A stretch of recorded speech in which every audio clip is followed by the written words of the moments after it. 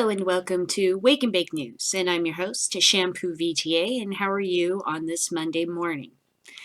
Things are looking amazing, stoners. I was so enthused with this weekend and what I found out on Monday and the end of last week. This has been the greatest 2 weeks for me in 30 years. Why is that? Well, to recap, if you have been watching what's going on, there are cases that the DEA had against medical marijuana dispensaries or growers across the western states that are now collapsing. Collapsing. Think of walls of Jericho. Now, you're going to hear that this is only the western states, but you have to understand that any court ruling that happens in our jurisdiction has to be taken up in account in any other jurisdiction that's going to consider the issue in the future. That means all the southern states, the middle of the country, those that are desperately trying to avoid the marijuana issue have now ceded that decision to us. We're the first ones to come out with a ruling. We're the most influential vote right now.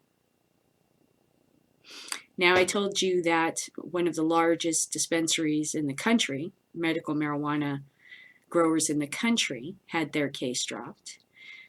Steve D'Angelo's Harborside dispensary, who's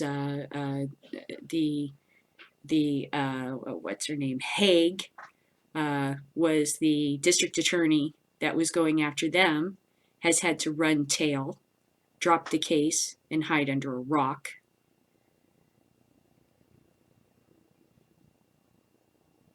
Things are going so well that I did a poem called Vengeful Daughters of the Sea, sort of based on a song at the end of one of my favorite Doobie Brothers albums. Perhaps some of you old timers know it. There's a secret song at the end, isn't there?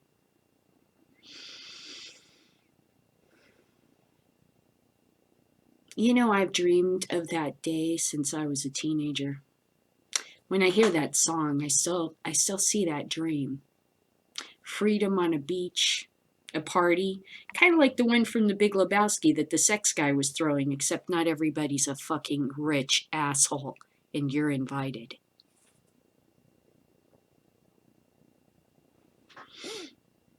Everyone's invited. This is the moment. Take it in. This is it. We win.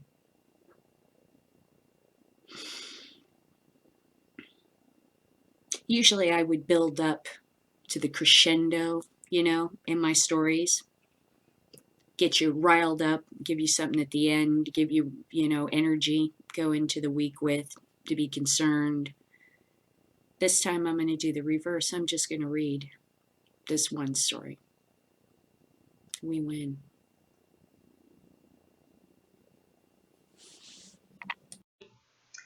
The Washington Post, March 25th. Only 2 months earlier.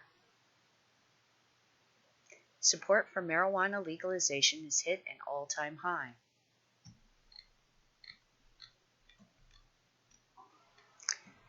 A new survey released today by the AP Norick Center, which was March, remember, and this is now May. AP Norick Center for Public Affairs research finds that a record high percentage of Americans, 61%, say they support marijuana legalization. The survey uses the same question wording, do you think the use of marijuana should be legal or not? On marijuana as previous Gallup surveys, which had shown a previous high of 58% just last October. However, AP Norick asked a follow-up question that found a considerable amount of nuance in American support for marijuana legalization. 24% of legalization supporters said marijuana should be made available only with a medical prescription.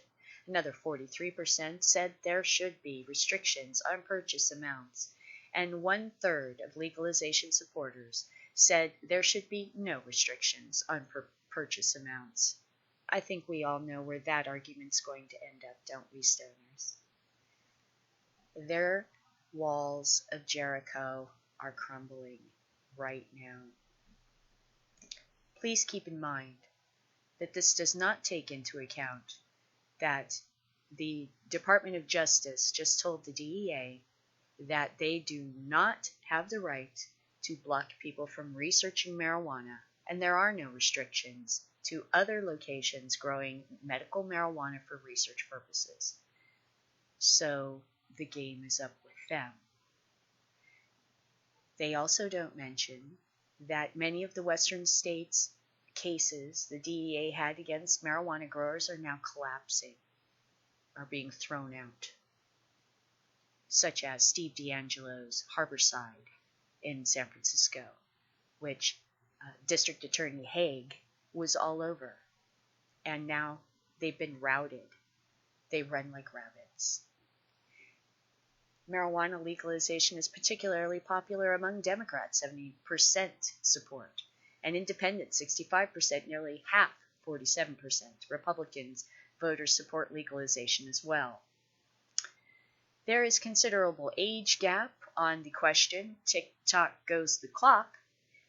82% of 18 to 29-year-olds who have their entire life ahead of them support legalization, compared to only 44% tick-tock of those age 60 plus. Tick-tock goes the clock. The survey comes at a potential tipping point for drug reform. Since this was 2 months ago, I would say, yeah, we're way past it now. Next month, the United Nations was holding this big meeting. Well, they held that meeting. And how did that turn out? Well, the United Nations tried to turn it into a dog and pony show, and Germany told them to take a flying leap with many other countries and said, we're going to legalize anyway, and we don't care what you say. The survey comes at a potential tipping point. Yes, I would say we're way past the tipping point. Here in the U.S., it's likely that voters in a number of states, including California, Nevada, Arizona, and Massachusetts, will consider whether to legalize recreational marijuana at the ballot box this fall. And Vermont's legislation actually turned it down. That's okay. You'll be crying later, because you won't be allowed into the market as quickly if you hadn't done it sooner. And by the time you get into the market, prices will be driven down so low you won't be able to make a profit. Conservatives lose. They were always set up to lose. And just last week, the U.S. Supreme Court tossed out a lawsuit against Colorado's marijuana regulatory regime brought by 2 neighboring states. And what they don't tell you is that, well, a Supreme Court justice named Scalia died. And now any cases brought to the Supreme Court scare the willies out of the conservative prohibitionists, such as Kevin Sabath. Still, the AP NORC survey numbers show the support for legalization is by no means uniform. Kevin Sabat, Dead Man Walking for a Smart Approach to Marijuana, a group that lobbies against marijuana legalization for the manufacturers of oxycodone, said in an email that given that nearly a quarter of marijuana legalization supporters only want to see it authorized with a doctor's prescription, that does not show strong support for legalization at all. Yes, Kevin, keep telling yourself that. I will be there with you soon. You are doomed. The previous Gallup surveys have not delved into the limits on support for legalization in the same way, so it isn't possible to compare those numbers with previous data. But the survey is still likely to put some wind in the back of reformers hoping for victories on marijuana this year. Well, since this article came out, we have had several hundred people smoking marijuana openly in front of the White House and holding up a giant inflatable joint that Washington, D.C. police could not stop. That's a rout. That's a win. Fuego. No, fuego es muy caliente. De nada. I'm wearing my my menopause sweater. I've changed. Menopause, the musical. Boy, now that I'm at the end of it, fucking go watch that musical, young ladies.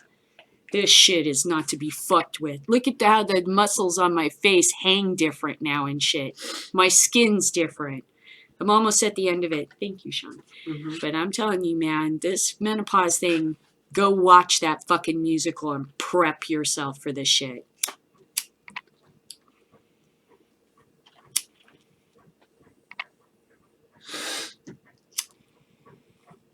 You almost make me want to watch it just to see what you're talking about. Oh, it's stupid and funny. But it warns you about all the physical changes you have to go through. Oh, gain weight when you didn't used to gain weight. Night sweats, emotions, back pain. There's just all kinds of crazy shit. I got the night sweats. I think that was probably the worst thing that you could get. That was horrible. I'd rather get fat. I can fight getting fat.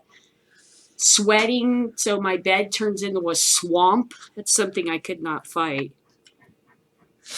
You need to have like a whole different kind of bed. Like you can't have cotton sheets and stuff. It's crazy. Thank you, Sean. Mm-hmm. But after being through this experience, I'll tell you one thing. You become a dragon because you no longer have the hormones. And now you are, and before it was like, and now it's like, like guys are very determined, very, very, not distracted by emotions. And which is what I am right now, which is really interesting. I'm still emotional, but I'm not nearly as emotional as I used to be. I beg to differ. Some men are distracted by emotions. Me, for example, I've been distracted by my emotions plenty of times. Oh yes, but I mean that women get it like as every time the moon goes through a cycle. We're like this. That's our whole life. Until this glorious time of menopause. I mean, up until like when women reach menopause, everyone goes through some kind of emotional issue. Oh yeah, oh yeah. Oh, here, I'll get you in camera so they can see. No, I don't know. Oh, you just woke up. They will forgive you, Sean. I don't care. Sean's gonna stay with us for a while. I know, me too. I know, me too. Because what the fuck does it matter what you look like? What's it going to matter in the future? We're going to get off subject here. But what the fuck does it matter what you look like in the future if you're talking to everybody through a camera in your house? If you go to somebody's house, they wake up in the morning, they come downstairs in their favorite fucking goofy pajamas and stuff. You're not going to go, oh my God, dude, what?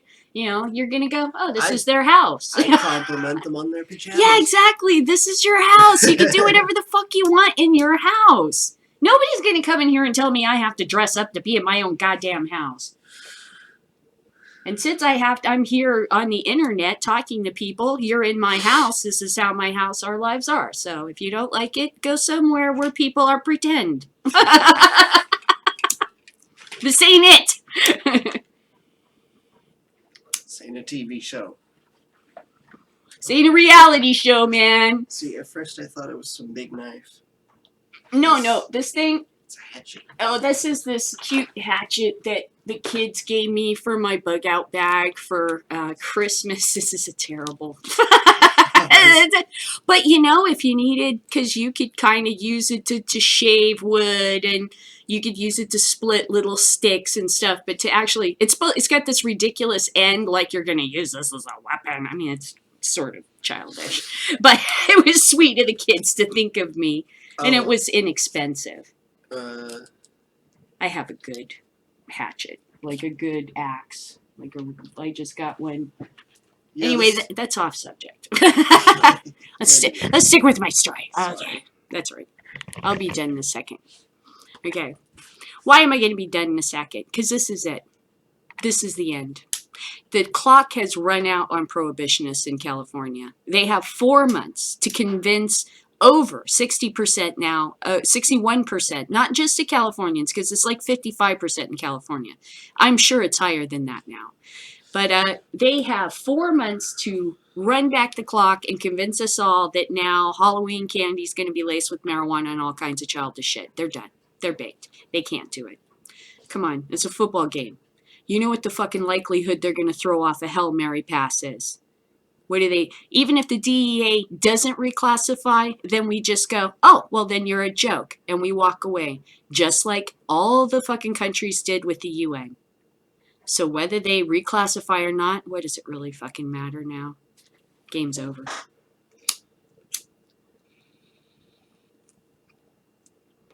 Canada, good luck with your fight.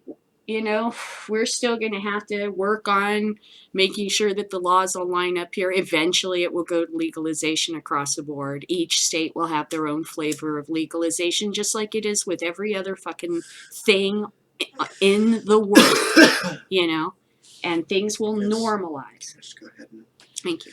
And things will normalize, and we will go back to our, thank you very much, Sean, to our regular scheduled program and not all this fucking stupid shit that we've been putting up with for 30 to 80 years.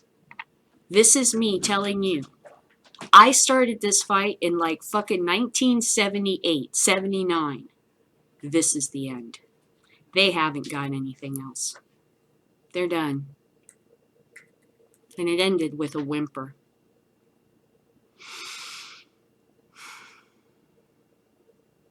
I'll see you tomorrow, stoners. You stay high, and goodbye. And hopefully I'll re-up tomorrow, waiting for a payday. And now I'm like shopping for a dispensary someplace out of town.